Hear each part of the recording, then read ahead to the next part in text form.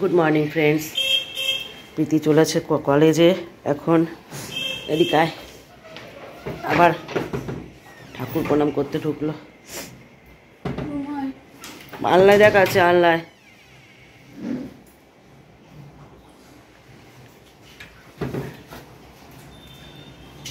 কিছু খেয়ে নিবি।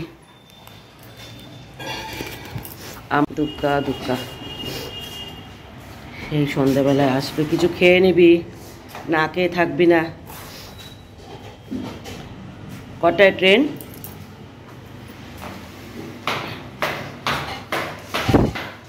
দুক্কা দুক্কা হ্যাঁ হ্যাঁ হ্যাঁ। প্রীতি তো বেরিয়ে গেল কলেজে, এবার প্রাপ্তিও বেরিয়ে যাবে। প্রাপ্তি চুল বাঁধা মানে একটা বিশাল যুদ্ধের ব্যাপার, ভীষণ জট পাকিয়ে যায়। তবুও বিনুনিটা খোলেনি বলে একটু বাঁচোয়া, অতটা জট নেই। ভীষণ কোকড়ানো চুল তো, ছোটোবেলায় আমার এরকম চুল ছিল, এতটাই গোছ ছিল, এতটাই চুল ছিল। এখন বয়স বাড়ছে আর চুলের গোছটাও কমে যাচ্ছে, আর তাছাড়া স্ট্রেট করলে চুল তো নষ্টও হয়ে যায় অনেকখানি। কিন্তু তবুও আমি স্ট্রেট করি, আমার ভালো লাগে না কোকড়ানো চুল। বলে না ভগবান যাকে যেটা দেয় সে সন্তুষ্ট থাকে না, সেরকমই হচ্ছে আমি। ভগবান আমাকে এত সুন্দর চুল দিয়েছিল, কোকড়ানো চুল, প্রাপ্তির মতো মোটা গোজালা, কিন্তু আমার ভালো লাগতো না। আমার প্লেন চুল, সিল্কি চুল খুব ভালো লাগে। তো ওই জন্য স্ট্রেট করা শুরু করেছি। 5-6 বছর হলো আমি চুল স্ট্রেট করছি।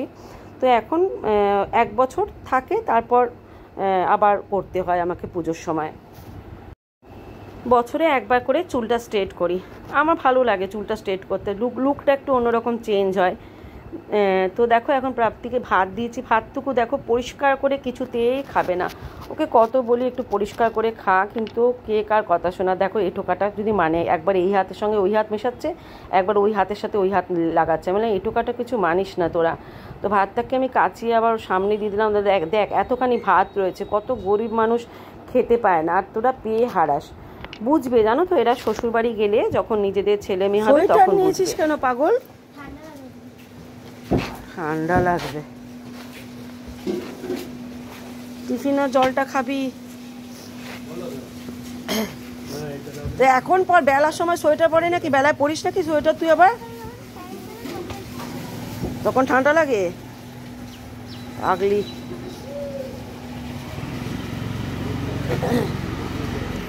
একটু জল খেয়ে নে প্রাপ্তি, একটু জল খেয়ে নে।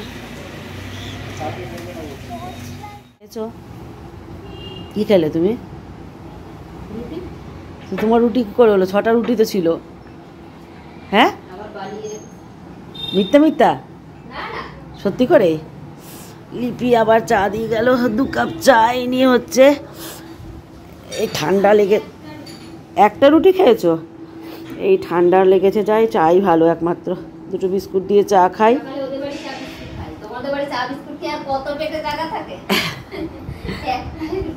একটাই রুটি খেয়েছো তো চলো আমি এই চাটা খাই, খেলে একটু ভাল লাগবে।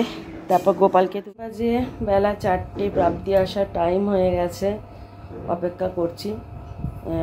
সেই চা খাওয়ার পর আর ব্লগ করিনি, শুয়ে পড়েছিলাম। শরীরটা এতটাই খারাপ না, নাকগুলো একদম জ্বালা করছে, জ্বর লাগছে, ওষুধ খাচ্ছি না। এবার থার্মোমিটারটা খুঁজে পাচ্ছি না, কোথায় থার্মোমিটারটা রেখেছি। থার্মোমিটারটা পাচ্ছি না, যেহেতু জ্বর এসছে কিনা বুঝতে পারছি, জ্বর মানে গাটা ছ্যাঁক করছে, কিন্তু ওষুধটা খাইনি। ওই বেশি ওষুধ, এত ওষুধ খাই না আমি, বেশি ওষুধের রিয়াকশানও হতে পারে, তো ওই ভয় ওষুধ খাইনি। তো নাক জ্বালা করছে, গলা জ্বালা করছে, নানা ধরনের উপসর্গ হচ্ছে। প্রাপ্তি যাওয়ার সময়, প্রীতি যাওয়ার সময় বলে গেল যে যদি তোমার শরীর খারাপ লাগে জেম্মাকে ডেকো। হ্যাঁ জানো, জ্বরে তো শরীর খারাপটাও তো কিছুটা নয়, কিন্তু প্যানিক অ্যাটাকে তখন আমার অবস্থা খারাপ হয়ে যায়। তখন লোকজন লাগে আমার একটুখানি, ওকে ধরতে হয়, হাত পা কাঁপে, বুক ফুক মানে হালকা হয়ে যায়, অনেক রকম সিমটম হয় প্যানিক অ্যাটাকে। সেই জ্বরটা তো সেরকম না, শুয়ে থাকলাম চুপচাপ, ঠিক আছে। বলে গেল 2 মেয়ে, খুব ভালো কথা। তো আসুক 2 মেয়ে, এসে কী খাবে দেখি। একজনের পাস্তা তৈরি করা আছে, আরেকজন কী খাবে দেখা যাক। তো চলো এখন একটু শুয়েই থাকি, ভালো লাগছে না কিছু। প্রাপ্তি চলে এসছে স্কুল থেকে, এসে বলছে কিছু খাবে না। এই যে এটা নিয়ে এসছে, ভেজ পিৎজা নিয়ে এসছে। হ্যাঁ, ছোট খেয়ে পেট ভরবে প্রাপ্তি?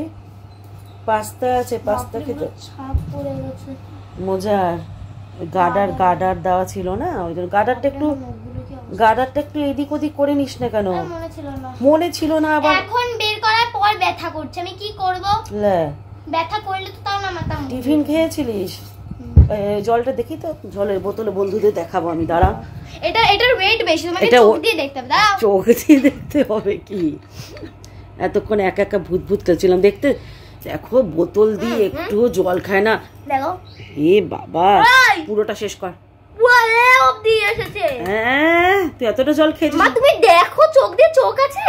হ্যাঁ, চোখ আছে আমার। আমি আর সাথে একসঙ্গে এত ছোট হয়ে বড়দের কাজ করছি, একসঙ্গে গেছি ইয়ে করতে কিনতে। কটা নিয়ে এসছিস? একটা। কত নিল? 55। একটা এর দাম 55? কি আছে বাবারে বাবা, কি আছে এমন কি? হ্যাঁ, এই জিনিসটা খুব উপকারী জিনিস, এটা খাবি, সব সময় ঘুরবি ফিরবি খাবি। দেখো বলছে বন্ধ করো। কি পিৎজা? Veg pizza. কেমন খেতে? এইটুকুনি? একটু বড় হয় না পিৎজা? না না, আমি খাবো না, আমার সর্দি জ্বর, আমার মুখেরটা কেলা দেখতে হবে না তোকে। না, দে একটু ছিঁড়ে দে, অল্প অল্প, আমার এইসব ভালো লাগে না। আরো অল্প। আরে না, আরো অল্প, ওই উপরে মাল মশলা দিয়ে একটু দে, মুখে ঢুকিয়ে দে। আমার কি সব খায় এরা, আমার এসব ভালো না, আমার ভাত ডালি ঠিক আছে।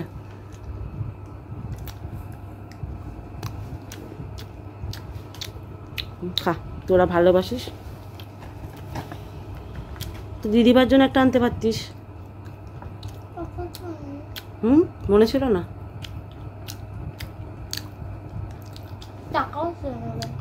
তাহলে এটাকে সরিয়ে রাখিস।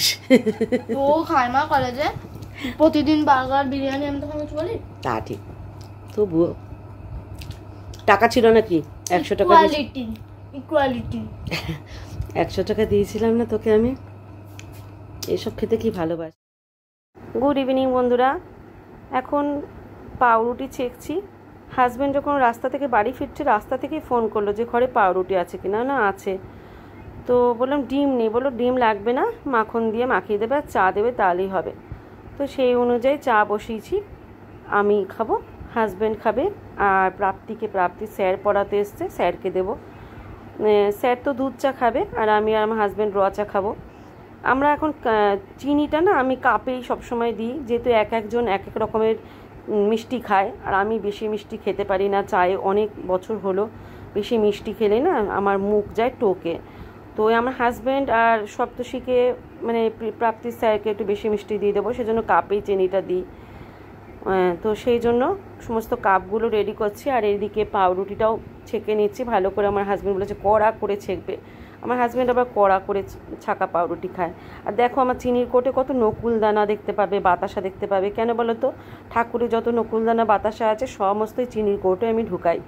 সকালবেলা যখন লিপি চা করে তখন লিপি দিয়ে দেয়। আমারটা কোনো কোনো সময় একটু বেশি মিষ্টি হয়ে যায় এই কারণে। আর সকালবেলার দিকে যদি একটু বেশি মিষ্টি চা খাই তাহলে দেখতে হবে না, অম্বল অবধারিত আমার। পাউরুটি ছেঁকে চা করে খেতে দিয়ে আবার একটু শুয়ে পড়লাম। শরীরটা ভীষণ দুর্বল হয়ে গেছে, কিছু ভালো লাগছে না। হাজব্যান্ড একটা ওষুধ নিয়ে এলো, অ্যান্টি অ্যালার্জি, কানের সামনে মশা গুনগুন করছে, ওই একটা ওষুধ এখন খেলাম।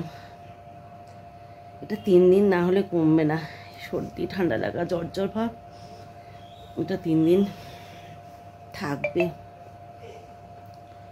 প্রাপ্তিকে পড়াতে এসছে, প্রাপ্তির স্যারকে চা দিলাম, হাজব্যান্ডকে চা দিলাম, পাউরুটি ছেঁকে দিয়ে মাখন দিয়ে দিলাম। হাজব্যান্ড বলল ওখান থেকে একটা পাউরুটি আমাকে খেতে হয়, বিস্কুট খেয়ে ওষুধ খেতে। ওই বিস্কুট খেয়ে পাউরুটি খেয়ে ওষুধটা খেয়ে নিলাম, জানি না কতক্ষণে কাজ হবে। ইতি চলে এসছে কলেজ থেকে, কিছু খেলো না, বললো মোমো খেয়েছি, শুয়ে পড়লো গিয়ে। ও না বেশি ধকল নিতে পারে না, ভীতিটা একদম। সে সকালে বেড়া যখন আসে না, একদম বিধ্বস্ত মনে হয় ওকে দেখে।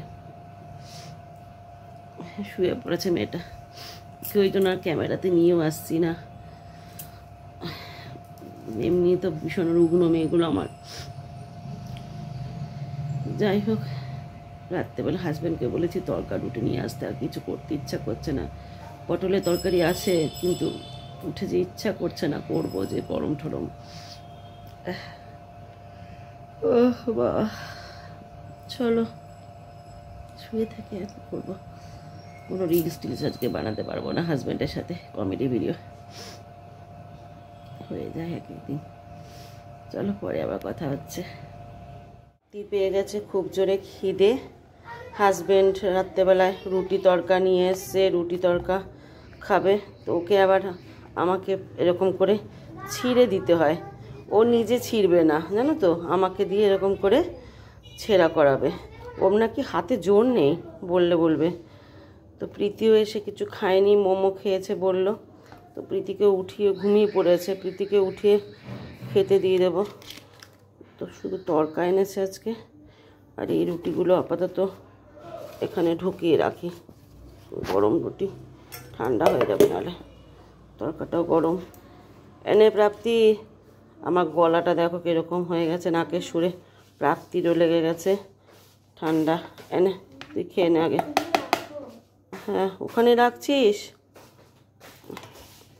চলো প্রাপ্তি খাক, তারপর প্রীতিকে দেখে খাইয়ে দিয়ে একটু, প্রীতিটা ঘুমাচ্ছে। পেঁয়াজ খাবি প্রাপ্তি? পেঁয়াজ খাবি হ্যাঁ কি না? ও পেঁয়াজ দেবো না, সর্দিতে পেঁয়াজ দিতে নেই। আচ্ছা ঠিক আছে, আমিও খাবো না। তো চলো ও খেয়ে নিক।